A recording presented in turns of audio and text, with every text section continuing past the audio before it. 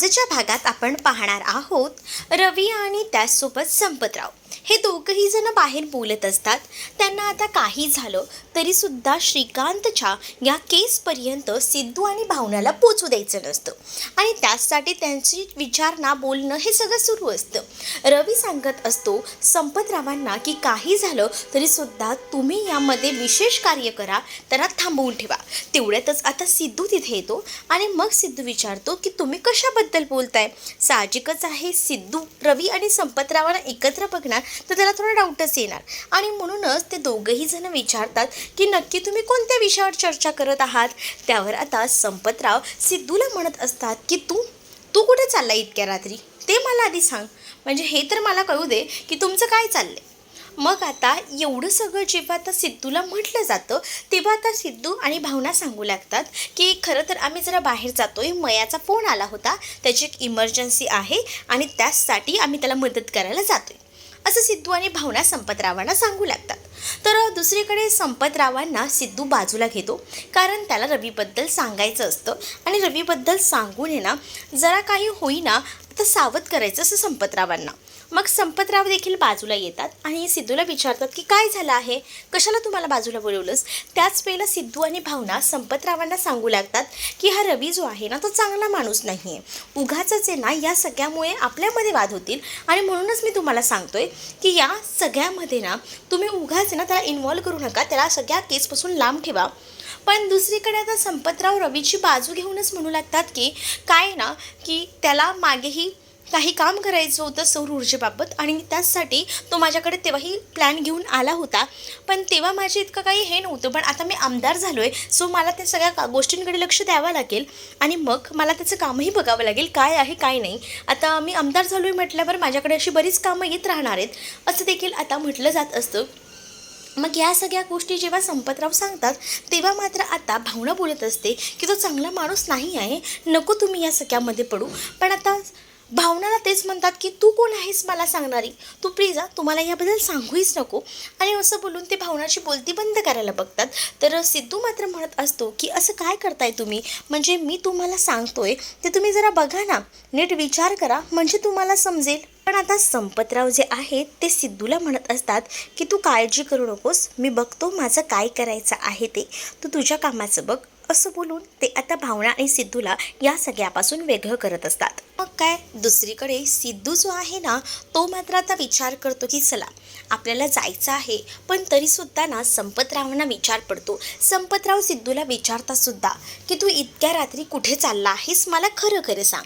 त्यावर संपतरावांना आता सिद्धू सांगू लागतो की श्रीकांत सरांचा जे CCTV फुटेज आहे ॲक्सिडेंट झालेलं, ते CCTV फुटेज बघण्यासाठी पोलिसांनी आम्हाला तातडीने पोलीस स्टेशनला बोलवलेलं आहे.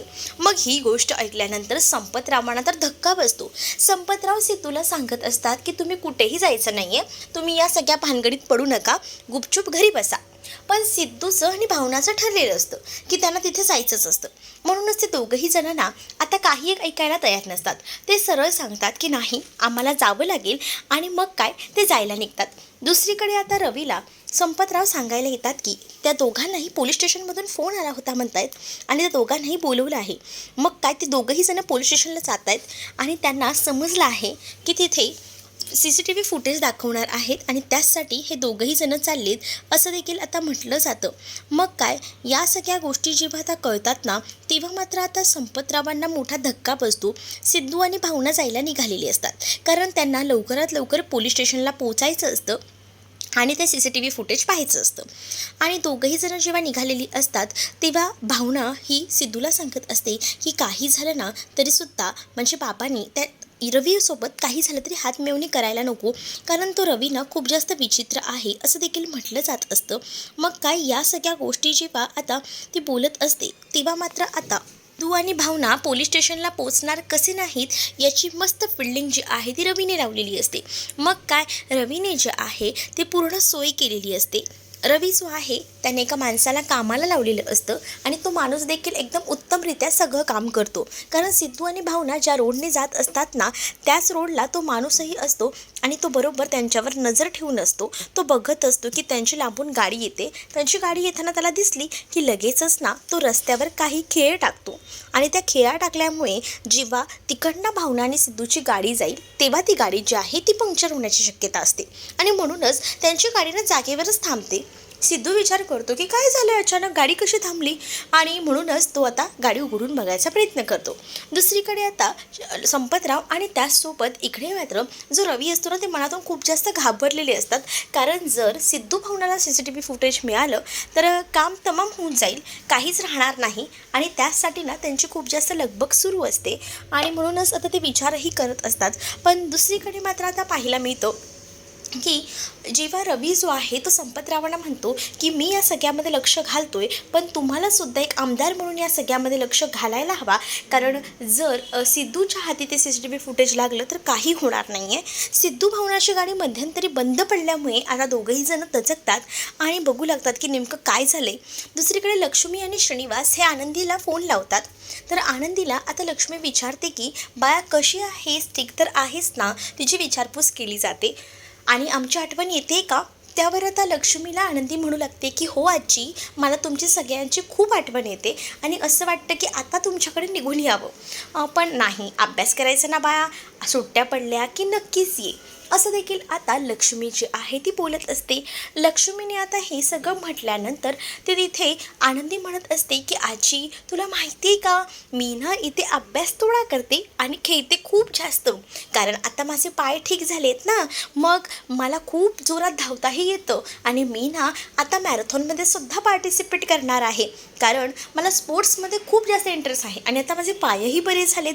हे सगळं ऐकून ना लक्ष्मीला खूप जास्त आनंद होतो. मग काय, लक्ष्मी विचार करते की आपण जो विचार आपल्या मुलीच्या बाबतीत केला होता आणि अगदी आनंदीला एकदम गोड आहे बरं, आणि ती त्याला आता म्हणू लागते की तुला माहिती आहे का, आपल्या जानू मावशीकडे एक छोटं बाळ येणार आहे, तुला तुझ्या आईने तर सांगितलंच असेल ना. तर हो, भावनाई मला बोलली की जानू मावशीकडे बाबू येणार आहे, पण ते कधी येणार आहे ते नाही सांगितलंय, पण आजी जेव्हा तो बाळ येईल ना तेव्हा तू मला सांगशील, मी पण येणार ते बाळ बघायला, मला त्या बाळासोबत खेळायचं आहे, असं देखील आता लक्ष्मीला आनंदी सांगत असते.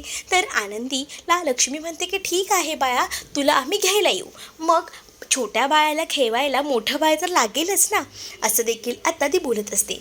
मग काय, लक्ष्मीला आता आनंदीची खूपच जास्त आठवण येऊ लागते. ती आता बाय वगैरे बोलून फोन ठेवते, पण दुसरीकडे श्रीनिवास लक्ष्मीला समजावत असतात आणि म्हणत असतात की असं स्वतःला त्रास करून घेऊ नकोस, सुट्टी लागली की आपण आनंदीला घेऊन येऊया, मग तर झालं ना. तर दुसरीकडे भावना आणि सिद्धू हे गाडीतून उतरून पाहतात की नेमकं गाडीला काय झालंय. त्याच वेळेला आता सिद्धू म्हणतो की काहीतरी गडबड आहे आणि जेव्हा तो टायर बघतो तर सगळेच टायर जे आहेत ना ते पंक्चर झालेले असतात.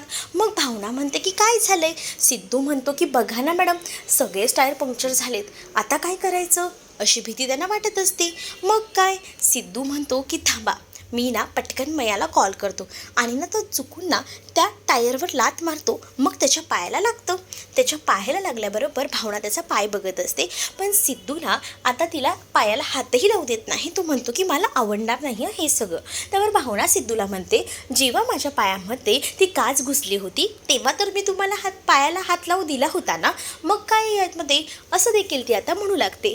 पण दुसरीकडे आता सिद्धूने मयाला कॉल केलेला असतो. मयाला तर सांगत असतो की आमची गाडी ना मधल्याच रस्त्यात बंद पडली आहे, सो प्लीज तू मला एखादा गॅरेजवाल्याला पाठवशील का, म्हणजे टायर पंक्चर झाले आहेत, ते काढायला हवेत ना.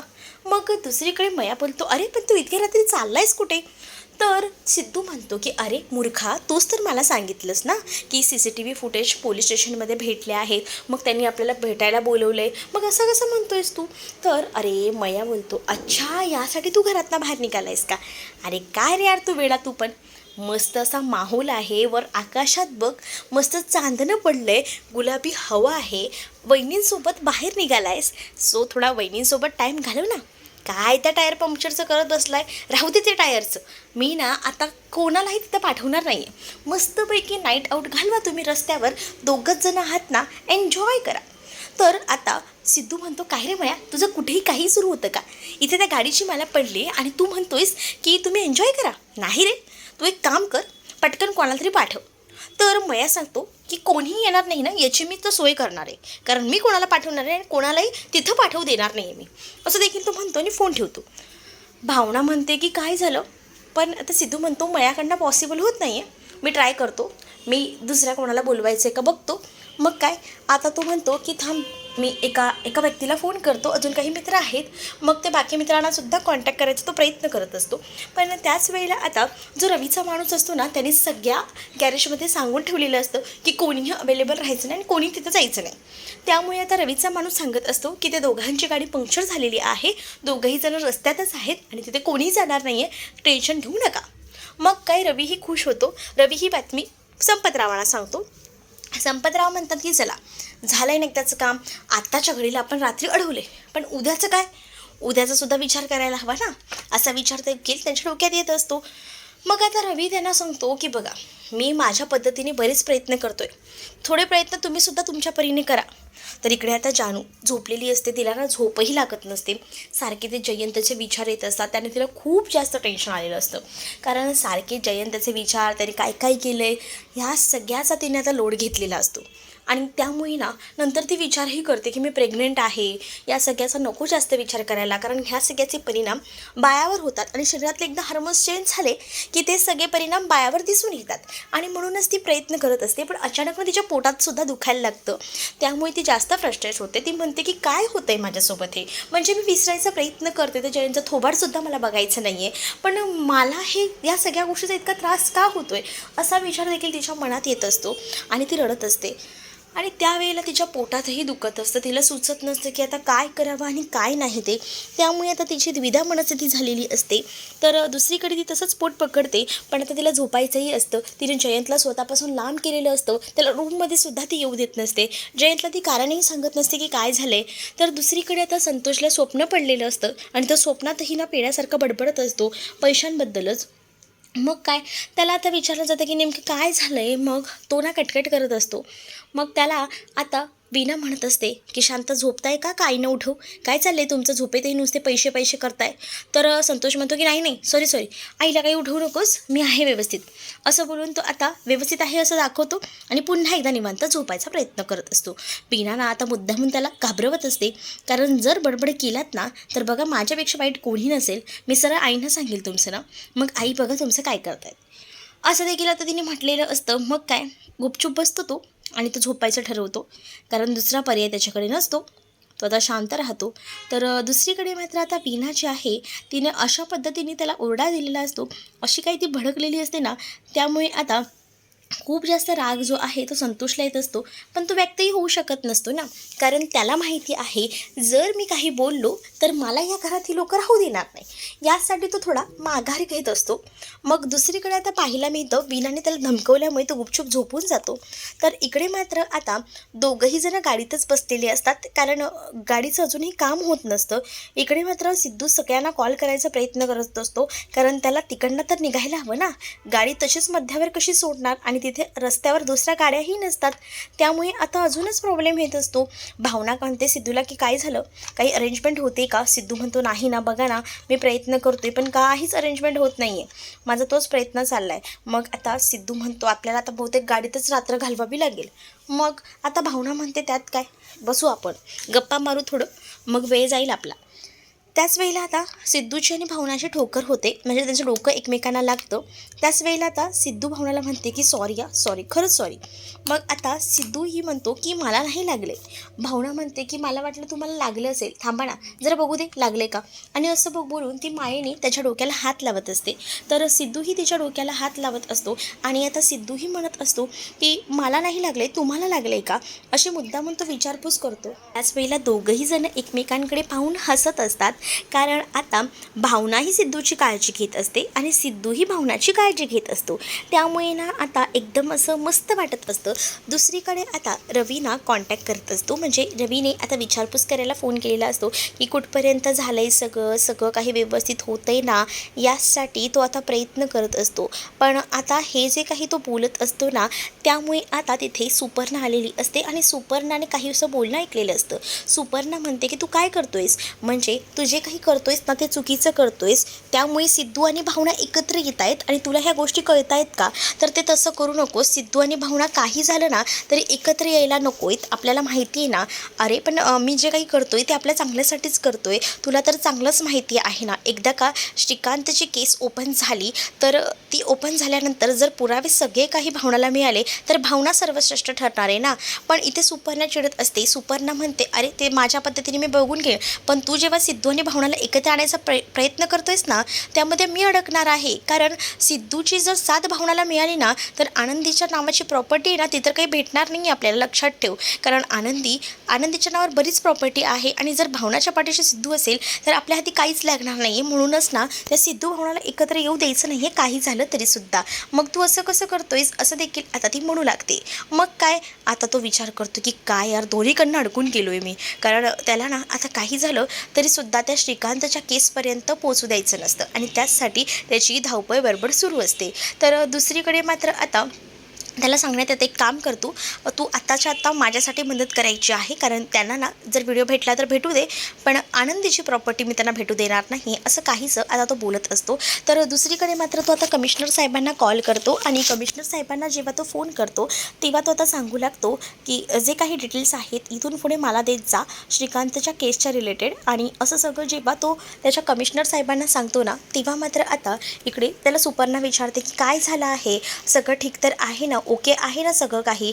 आणि त्याच वेळेला जेव्हा ओके आहे का विचारलं जातं तेव्हा मात्र आता खूप मोठा धक्का जो काही आहे तो खरं तर रवीसाठी असतो. रवी म्हणतो की हो ओके आहे सगळं, काहीच हरकत नाही आहे, सगळं काही ठीक चाललं आहे, पण मी कमिशनर साहेबांना सांगितलं आहे इथून पुढे जी काही माहिती असेल ती सगळी काही आपल्याला दिली जाईल, त्यामुळे तू टेन्शन घेऊ नकोस. मग काय आता सुपर्णा खुश होते. पण इथे आता रवी विचार करतो की ज्या काही गोष्टी आहेत ना त्या आता काही झालं तरी ह्या सगळ्या गोष्टी ज्या आहेत त्या लपवून ठेवायच्या आणि या सगळ्या गोष्टी जेव्हा आपण लपवून ठेवू ना तेव्हाच आपलं काम होईल असं तर आता त्यांचं ठरलेलं असतं. आणि त्यामुळे बऱ्याच गोष्टी ज्या आहेत त्या लपवायच्या ठरलेल्या असतात आता रवीच्या सुपर्णापासून.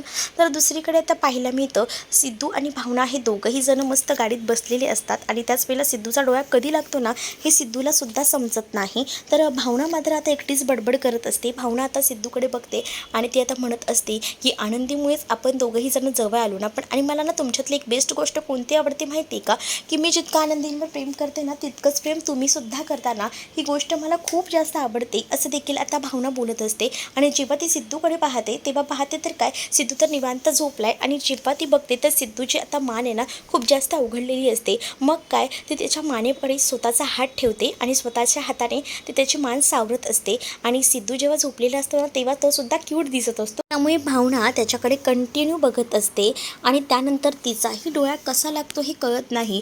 पण तिने ना लास्टपर्यंत ना त्याच्याकडे जो काही हात ठेवलेला असतो ना तो काही काढलेला नसतो. तिने तो हात तसाच ठेवलेला असतो आणि तशीच निवांत ती झोपून जाते. कारण शेवटी जे आहे ती त्याच्यावर आता प्रेम करू लागलेली असते, त्याची काळजी तिला वाटत असते. दुसरीकडे सकाळ झालेली असते, जानूला जाग येते. जानू आता इकडे तिकडे पाहत असते तेव्हा तिला थोडं वेगळं वाटतं. आता इथे जानूच्या बाबतीत ना खूप वाईट झालेलं असतं खरं तर मित्रमैत्रिणींनो. कारण जानूचं जे बाळ असतं त्यात हे नाही राहिलेलं असतं. त्यामुळे आता जानू जी आहे ती खूप जास्त टेन्शनमध्ये येते आणि जानू जी आहे तिच्या पोटात अचानक दुखायला लागलेलं असतं रात्रीपासून. आणि जेव्हा ती उठते तेव्हा तिला पूर्ण असं तिच्या बेडशीटवर पूर्ण ब्लडिंग दिसतं आणि पूर्ण बेडशीट तिची लाल लाल झालेली असते. आणि त्यामुळे तिला समजतं की आता तिचं बाळ जे आहे ते या जगात राहिलेलं नाही आहे आणि ती खूप जास्त हायपर झालेली असते. आणि जेव्हा ती खूप जास्त हायपर होते तेव्हा आता ती विचार करू लागते की माझं बाळ म्हणजे माझं बाळ या जगात नाही राहिलेलं. आणि ती खूप जास्त पॅनिकही होते. तिला तिचंच कळत नसतं की आता काय करावं काय नाही, तिला समजत नसतं. खूप रडत असते बिचारी. आणि त्याच वेळेला जयंतला आवाज जातो. जयंत बेडरूममध्ये धावत येतो आणि जयंत जेव्हा बेडरूममध्ये धावून येतो आणि तो सुद्धा बेडवर ते ब्लडिंग पाहतो तेव्हा त्यालासुद्धा धक्का बसतो ते सगळं ब्लडिंग बघून. त्याच वेळेला तो विचार करतो की हे सगळं कसं झालं, काय झालं. मग आता तो समजून घ्यायचा प्रयत्न करत असतो आणि त्याला कळत असतं की आता जानूची अवस्था कशी असणार आहे. कारण जानू ही खूप मोठ्या मनस्थितीतून जात आहे हे सुद्धा त्याला कळलेलं असतं, म्हणून तो जानूला जवळ घेतो. पण जानूची जी अवस्था आहे ना, हे सगळं टेन्शन घेतल्यामुळे झालेलं असतं आणि त्यामुळे आता जानूनं त्या जयंतला सुद्धा ढकलून देते लांब. कारण हे सगळं खरं तर त्याच्यामुळे झालेलं आहे. त्याचे एक एक खुलासे तिच्यासमोर झालेले असतात आणि त्या सगळ्याचा विचार ती करते ना, त्यामुळे बिचारीला आता हे सगळं सहन करावं लागत असतं आणि तिने आता आपलं बाळही गमावलेलं असतं. त्याच्यापेक्षा तिला मोठं दुःख हेच होत असतं. एकतर तिने जयंतला तर आधीच लांब केलेलं असतं, पण आता त्याचं बाळ जे आहे तिच्या पोटात तेही तिच्याकडे आता राहिलेलं नसतं. त्याचं दुःख तिला खूप जास्त होतं. बिचारी खूप ओक्साबोक्शी अशी रडू लागते आणि त्यामुळे आता जयंत विचार करतो की काय करू आता. पण जानूला एकटं सोडणं सुद्धा तितकंच गरजेचं आहे, कारण जानूला जर मी सहन होत नाही तिच्या बाजूला असलेलं, तर मीही नाही राहू शकत. आणि त्यामुळे आता तो तिच्यापासून थोडा लांब राहतो. पण आता तो ठरवतो की हे सगळं तर घरी सांगायलाच हवं ना, काही झालं तरीसुद्धा. आणि म्हणूनच तो आता घरी याबाबत सांगायचा डिसिजन घेतो. आणि त्याच वेळेला आता जेव्हा तो डिसिजन घेतो तेव्हा त्याने घरी कॉलही केलेला असतो. दुसरीकडे आता भावना जी आहे ती सकाळी उठते आणि इथे सिद्धूलासुद्धा जाग आलेली असते. सिद्धू विचार करतो की बिचारा भावना मॅडमनी पूर्ण रात्रभर हे असाच हात घेऊन झोपल्या होत्या, म्हणजे किती विचार करतात या माझ्या, खरंच या अक्षरशः माझ्या प्रेमात पडल्या आहेत, हे सुद्धा आता त्याला कळत असतं. आणि थोडा तो आता भावनाच्या बाबतीत पॉझिटिव्हसुद्धा असतो. आता तो भावनाचा विचार करतो आणि तो भावनाला उठवतो सुद्धा. भावना म्हणत असते की सकाळ पण झाली का आपण इथे असताना, तर सिद्धू म्हणतो की हो सकाळही झालेली आहे, आपल्याला निघायला हवं, आपली गाडी पंक्चर झाली आहे ना, हे भावनाच्या लक्षात असतं. भावना सिद्धूला म्हणते सुद्धा. मग सिद्धू म्हणतो पण आपल्याला आता जायला तर हवं ना, आपण एखादी रिक्षा वगैरे करूया आणि आधी ना पोलीस स्टेशन गाठूया, कारण आपल्याला पोलीस स्टेशनला जाणंसुद्धा तितकंच महत्त्वाचं आहे, असंही आता ठरलेलं असतं. मग काय तो हळूहळू जो आहे भावनाला असा अलगद जवळ आलेला असतो. त्याच वेळेला सिद्धू आणि भावना दोघंही जण एकमेकांमध्ये गुंतलेले असतात. तर भावना सांगत असते की चला ठीक आहे आपण निघूया, जास्त वेळ इथे थांबूनही उपयोग नाही, कारण गाडीही खराब झाली आणि आपल्याला पोलीस स्टेशनलाही पोचायचं आहे. मग काय सिद्धू आणि भावना दोघंही जणी गाडीतून उतरतात. पण त्यांच्यावर नजर ठेवणारा तो माणूस असतो ना, तो रात्रभर तिथेच थांबलेला असतो आणि त्याने आता पाहिलेलं असतं की सिद्धू आणि भावना गाडीतून उतरतात आणि रिक्षाने चाललेले आहेत आणि ते पोलीस स्टेशनच्याच दिशेने जात असतात. त्यामुळे आता त्या माणसालासुद्धा कळलेलं असतं की आता हे लोक जे आहेत ते नक्कीच पोलीस स्टेशनला जात असणार आहेत. त्यामुळे तो माणूस जो आहे ना, तो आता बघतो आणि लगेच रवीला कॉल करायचं ठरवतो. रवीला तो कॉल करून आता इथली सगळी माहिती देतो आणि जेव्हा रवीला कळतं की खरं तर भावना आणि सिद्धू जे आहेत ते पोलीस स्टेशनला जायला निघालेत, त्यावेळेला रवीलाही टेन्शन येतं. कळत नसतं की त्याला काय करावं. तो म्हणत असतो की संपतराव, तो फक्त एकटाच बडबडत असतो, संपतराव सगळं काही मला पॉसिबल नाही आहे करणं, यामध्ये थोडा तुम्हालाही लक्ष घालायला हवा, कारण मी तर प्रयत्न करतोय पण तुम्हीसुद्धा थोडाफार प्रयत्न करायलाच हवा. कारण या सिद्धूला आपण कितीही अडवलं तरीसुद्धा हा सिद्धू जो आहे तो स्वतःच्या परीने प्रयत्न तर करतच राहणार आहे, काही झालं तरीसुद्धा. असाच विचार जो आहे तो आता इथे असणारा तो करू लागतो रवी. आणि त्याच वेळेला आता त्याच्या लक्षात येतं की आपण जे आहे ते एक काम करूया, प्रयत्न करूया. आणि दुसरीकडे मात्र आता पाहायला मिळतो की जी टीना असते ती किचनमध्ये काम करत असते. डायनिंग टेबलवर बसून सगळ्या भाज्या वगैरे सगळ्या साफ करत असते, जेवढ्या काही आलेल्या आहेत. तर तेवढ्यातच जयंतचा फोन आलेला असतो म्हणून ती खुश असते. ती विचार करते जयंतने माझ्या फोनवर कसा फोन केला. तर जयंत जो आहे तो फोन करून सांगू लागतो की खरं तर आता हे बाळ राहिलेलं नाही आहे. ही गोष्ट ऐकून वीणाला तर खूप मोठा धक्का बसतो. वीणाला आता कळत नसतं की काय करावं. वीणा खूप मोठ्या संकटात अडकल्यासारखी झालेली असते, कारण वीणाला आता धक्का बसतो. वीणा विचार करते की हे सगळं आईला सांगायला हवं आणि वीणा आता जोरजोरात हाक मारायला लागते की आई आई. दुसरीकडे सिद्धू आणि भावना पोलीस स्टेशनला पोचलेले असतात आणि जे जुने पोलीस असतात ना, ते इन्स्पेक्टर ज्यांना सिद्धूने चांगलंच धारेवर धरून सगळं केस वगैरे घ्यायला सांगितलेली असते, त्या पोलिसांची खरं तर आता बदली झालेली असते आणि त्या जागी नवीन पोलीस आलेले असतात. त्यामुळे सिद्धू चकित होतो आणि तो विचार करतो की आता हे कोण पोलीस आलेत. आणि त्याच वेळेला तो म्हणत असतो की मला CCTV बघायचा आहे, पण त्याच्यासाठी तुम्हाला चार्जशीट करावी लागेल, असं देखील तो म्हणू लागतो. मग काय सिद्धू म्हणत असतो की हे असं काही चार्जशीट वगैरेचं तुम्ही मला सांगताय, मी तुमचं काही ऐकणार नाही आहे. तुम्ही मला सांगितलं होतं म्हणून मी आलो आहे आणि मला बघायचंच आहे काही झालं तरीसुद्धा. आणि जेव्हा या सगळ्या गोष्टी ज्या आहेत ना त्या बोलल्या जातात, तेव्हा मात्र ते पोलीस जे आहे ते इन्स्पेक्टर ते घ्यायला तयार नसतात केस. ते सरळ म्हणतात की तुम्ही इथून जा, मला तुम्हाला काही दाखवायचं नाही ना, काही सांगायचं आहे, त्यामुळे मी तुम्हाला काही प्रोत्साहन देणार नाही असं देखील म्हटलं जातं. मग जेव्हा आता ह्या सगळ्या गोष्टी ते म्हणतात ना, तेव्हा मात्र आता सिद्धू विचार करतो की जोपर्यंत ना तुम्ही मला जे काही पटेल असं उत्तर देत नाही आहे ना, तोपर्यंत मी कुठेही इथून हलणार नाही आहे. मी इथेच थांबणार आहे. माझी जागा आता कुठेही बदली होणार नाही आहे. मी पण ठरवलं आहे इथून मी कुठेही जाणार नाही. आणि तसा विचार करूनच तो आता तिथे बसतो. ते इन्स्पेक्टर म्हणतात की तुम्ही काही करा, पण मी तुम्हाला कोणतीही माहिती देणार नाही आहे. कारण त्यांना ना वरून रवीने कॉल करून प्रेशराईज केलेलं असतं आणि सांगितलेलं असतं की कोणतीही माहिती द्यायची नाही. मग काय ते सुद्धा कोणतीही माहिती द्यायला तयार नसतात. पण सिद्धू देखील तितकाच हुशार असतो. सिद्धू म्हणत असतो की तुम्ही जर मला मेड्यात काढत असाल ना, तर मी सुद्धा तितकाच हुशार आहे. जोपर्यंत मला जी माहिती हवी आहे ते तुम्ही मला देत नाही, तोपर्यंत मी कुठेही हलणार नाही असं देखील आता स्पष्टपणे त्यांनी सांगून टाकलेलं असतं. मग काय भावनाही सिद्धूकडे पाहत राहते. भावना सिद्धूला म्हणते काय करताय तुम्ही हे? पण सिद्धू म्हणतो की नाही, माझा विचार पक्का झालेला आहे. मी आता कुठेही हलणार नाही. मी इथेच बसून राहणार आहे. दुसरीकडे इन्स्पेक्टर जे आहेत ते बाहेर जातात आणि रवीला कॉन्टॅक्ट करतात. रवीला सांगू लागतात की तो माणूस इथे येऊन तमाशा करतोय, आता पुढे काय करायचं आहे. आता रवीसाठी सुद्धा ह्या सगळ्या गोष्टी अवघड होऊन बसलेल्या असतात. कारण रवीही विचार करत असतो की या सिद्धूला हँडल करणं ना खूप कठीण आहे. कारण सिद्धू जो आहे तो काही झालं तरीसुद्धा आता त्या गाडेपाटलांचा मुलगा आहे आणि ते गाडेपाटीलच त्या सिद्धूला स्वतःच्या पद्धतीने हँडल करू शकतात असं देखील आता माहिती झालेलं असतं. तर दुसरीकडे आता पाहायला मिळतं तो खूप जास्त टेन्शनमध्ये येतो आणि तो गाडेपाटलांनाच कॉल करतो. कारण मी माझ्या परीने बरेच प्रयत्न केलेत रोखायचे, पण तरीसुद्धा सिद्धू इतकी सगळी हालचाल करतोय तर तुम्हालाच आता काहीतरी करावं लागेल. इकडे आता वीरा जी आहे ती लक्ष्मीला जानूचं बाय केल्याची गोष्ट सांगते आणि त्यामुळे आता लक्ष्मीला सुद्धा धक्का बसतो. लक्ष्मी जागीच रडू लागते. लक्ष्मी म्हणते की हे सगळं काय होऊन बसलेलं आहे. आईंच्या बाबतीतही असं झालं. आई अजूनही शुद्धीवर आलेल्या नाही आहेत आणि दुसरीकडे जानूच्या बाबतीत हे सगळं झालं आहे. आता जानू किती बिचारे टेन्शनमध्ये असतील आणि जयंतराव त्यांनाही खूप मोठा धक्का बसला असेल. कारण ते सुद्धा बाळाची किती काळजी घेत होते, खूप जीवापेक्षा जास्त जपत होते आणि आज हे सगळं झाले. बापरे, काही झालं ना तरी मला तिथे जावं लागेल. ह्यांना कॉल कर बरं, मला आता ह्यांच्याशी बोलावं लागेल. आणि लक्ष्मीला खूप जास्त टेन्शन येतं.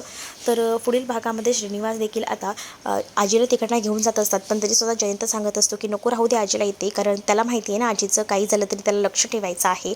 पण दुसरीकडे आता पाहायला मिळतं की गाडे पाटील म्हणजे संपतराव जे आहेत ना, ते सुद्धा सिद्धूला फोर्स करतात की घरी ये आणि त्यामुळे सिद्धूला ते काहीतरी सांगतात. त्यामुळे सिद्धूला धक्का बसतो, त्यालाही घरी यावं लागतं. तुम्हाला हा भाग कसा वाटला हे नक्कीच मला कमेंटमध्ये सांगा आणि अशाच नवनवीन भागांसाठी आपल्या चॅनलला सुद्धा सबस्क्राईब नक्कीच करा. चला तर मग भेटूया पुढच्या भागामध्ये. तोपर्यंत टाटा बाय.